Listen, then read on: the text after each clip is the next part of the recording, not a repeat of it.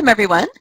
I'm excited to be here today with Sonja Kujawa-Myles, and we are talking today about her upcoming presentation for Gold Perinatal titled The Relationship Between Maternal Intravenous Fluids and Breast Changes in the Postpartum Period, a Pilot Observational Study. So, Sonja, I'm very interested to know what led you to look more closely at the relationship between IV fluids in the peripartum period and the potential impact on breast swelling postpartum. Hi there, I'm excited to be here and I'm excited to be speaking at Gold this year. What led to my interest was working with mums in the clinical setting. I worked with a lot of mums who had very swollen and sore and tender breasts, and we always, the old theory was it's engorgement and it's always milk related. And yet with these mums, we weren't able to actually get much milk moving. Babies weren't transferring milk. With hand expression and pumping, we weren't able to relieve the swelling and we weren't obtaining much milk.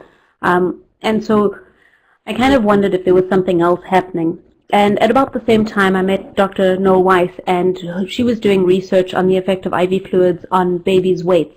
And it got me thinking that maybe there was a connection between what was happening with the IV fluids and the postpartum breast swelling. And so I decided that it would make a great project for my master's thesis.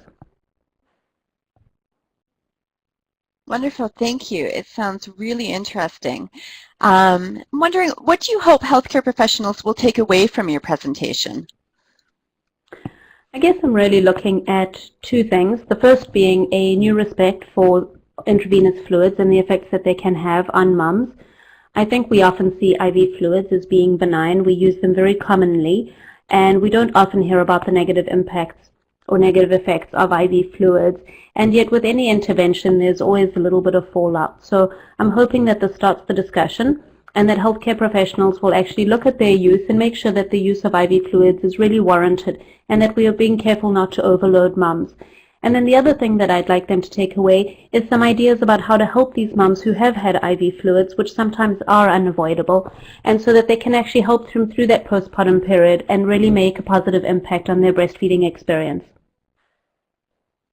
Wonderful. Thank you, Sonja. I think it's so important for us to be looking closely at any interventions that are being performed during birth and looking at what the potential impact of those interventions are.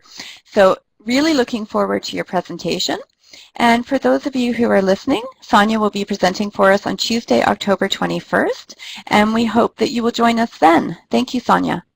Thank you so much.